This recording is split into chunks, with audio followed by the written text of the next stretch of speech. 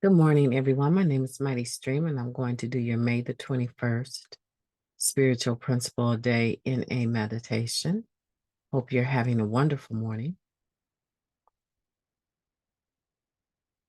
If you need to reach me, feel free to do so at recoveryofhope21@gmail.com. I'm almost at 240 subscribers.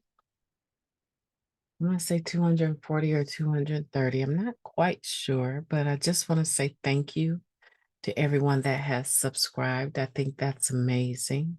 I appreciate spending time with you this morning. Okay, the title of this meditation is Facing Feelings with Optimism. When we realize we've survived every emotion we ever had, we start to believe that we are going to be all right, even when we don't feel all right. Living Clean, Chapter 7, Living Our Principles.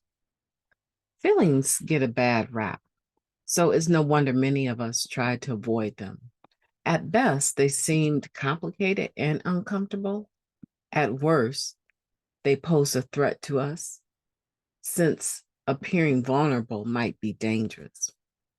By the time we find recovery, we may be accustomed to being shut down emotionally. Our hardened exteriors were an asset in active addiction, protecting us like armor. But like so many of those old survival skills, we find being emotionally unavailable hinders our recovery. We need a different approach. Having little to no experience with emotional well being, many of us try to select which feelings we would feel. Unsurprisingly, we welcomed feelings that brought us pleasure, love, connection, joy, satisfaction. Bring it on. On the other end of the spectrum, we did our best to stuff or avoid anger, heartache, or dread. Sadly, we recognize that this familiar pattern of seeking pleasure and avoiding reality retooled without the cushion of drugs was not an effective path to emotional health. Try as we might to avoid it, we all face adversity eventually, and the emotions that accompany it flood in. When we first experience despair without drugs, we may feel like we're going to die. Everything is horrible, we tell our sponsor dramatically. Though we've been fishing for a cosigner, we settle for some empathy. We're offered assurances that our troubles are neither inescapable nor permanent. I think of my feelings as works in progress, our sponsor explains. I won't deny my emotional response these days because I know it's just a first draft, not ready to be framed and hung on a wall. My feelings can evolve with some time and distance, just as I do. The hope I found in NA gave me the courage to test out this theory. My optimism is rooted in experience. I have faith that better times will come. I will approach my emotional life with optimism today. My feelings, good or bad, are only temporary and subject to revision. Let's take a moment of silence, followed by the we version of the Serenity Prayer. Moment of silence now, please.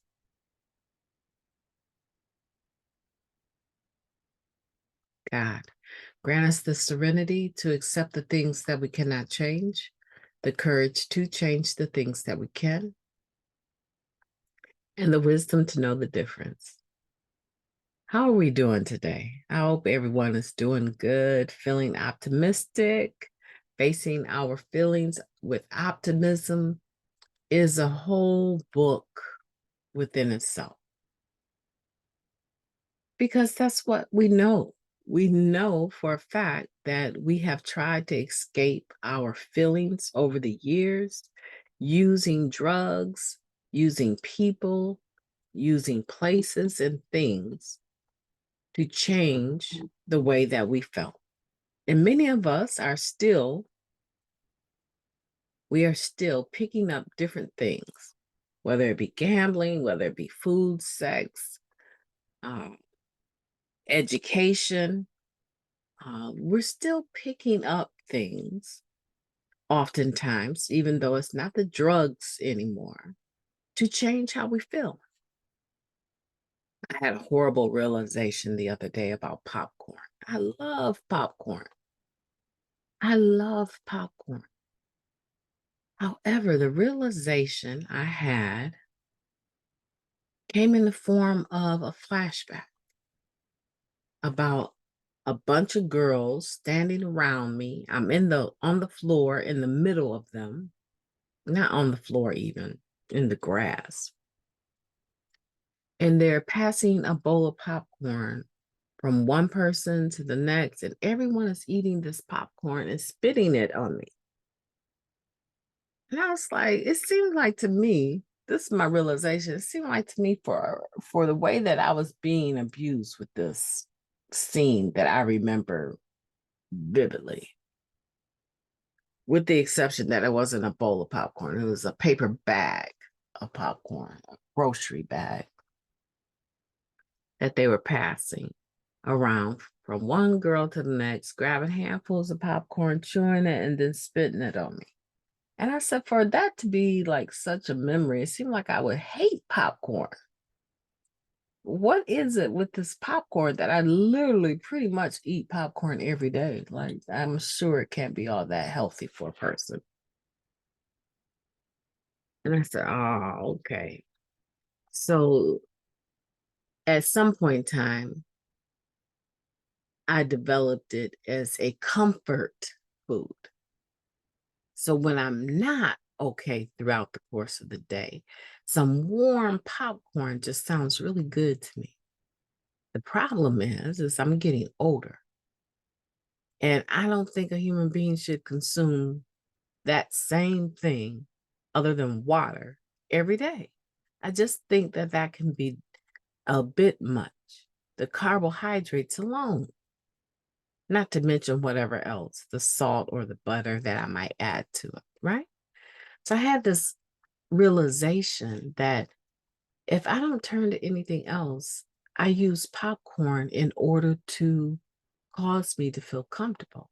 Like other people might use cigarettes, or they might vape, or they might have sex, or they might do whatever they're going to do, gamble, right? Not picking up drugs. Of course, we're in recovery. So, in order to face my feelings throughout the years, I have this crutch, eating popcorn. And I just decided, you know what? I just don't want to do that anymore. I want to step away from that addiction, that manifestation of my addiction, right? We all have something that we find that we're still having to face, some emotion, some feeling that we're still having to face, even though we have stayed clean. And maybe some of the old pains go away, the old bugaboos are gone, right? But it seems like after getting clean in some time, something is bound to happen without fail. We all have passed through things that we said, man, I did not imagine in my wildest dreams that I would be able to stay clean through something like that. I like how this meditation starts, because it says, when we realize we've survived every emotion we ever had, we start to believe that we are going to be all right, even when we don't feel all right. So that tells me through experience, I have all of the reasons to be optimistic and none to be pessimistic. I have all of the reasons telling me, by the simple fact that I'm sitting here on this podcast today, that everything up until this moment I have survived. It's not deniable. Good, bad, or indifferent. You can say the same.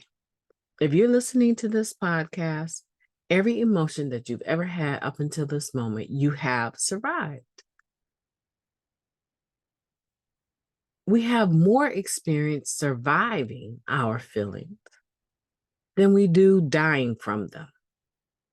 And some people do die from them. Some people do die trying to create an illusion that makes their feelings more tolerable. Some people do. But if you're listening, you have not. I have not. So today, anything that comes up, I can approach my emotional life with optimism today, knowing that my feelings, good or bad, are only temporary and they're subject to revision, as this one sponsor indicates. I know that when I have an emotion come up, it's not, I don't hang that up on the wall and make that my end all be all for the day. It's impossible to do because I know that it will change with time. And a lot of times the thing that triggers the change is service work, housework, school work. A lot of the times the thing that changes that is getting outside of myself and not being self-consumed. Does that mean that I don't need to consider why am I feeling the way that I'm feeling? I absolutely do. I need to think about that. I need to think about that and I need to process that, not run from it. However, I do not let my feelings today control my whole day, my whole life, because I know that they're fleeting. They don't stay the same. I'll tell you what, try this experience today, and I'm almost positive, 100% that you will be able to do this experiment successfully. Today, I want you to be mindful about the way you're thinking and feeling in any given moment. It doesn't matter what it is. It could be interacting with your husband, your wife, your kids, at the grocery store. And I want for you to see if you can keep up with counting the number of times your feelings, your emotions switch. I promise you, you can be in one of the most loving conversations with a human being, another person, and feeling full of gratitude, joy, excitement at engaging. And then all of a sudden, with absolutely no warning, your mind will switch to an event, a situation, or something they've said, something you've said, and you will sense this negative, pessimistic, sadness, anger, jealousy, coveting, right? All of this in an instant can start to creep in. And the moment you become aware of it and the ridiculousness of how it's creeping up on you in this happy moment, you will start leaning back towards the joy, the peace, the excitement. And in that same instant, you'll begin to wonder, why am I going back and forth like this? I'm just standing here trying to have a decent conversation with this person. And my emotions have switched like 4 or 5 times in a short time span. See if you can keep up with it. Don't announce it. Don't make it a public display, right? Don't announce it. Just see if you can notice how we go from being present to not being present, to being resentful, to being loving and forgiving, to being full of anger, to being full of peace, joy. I'm telling you, these feelings,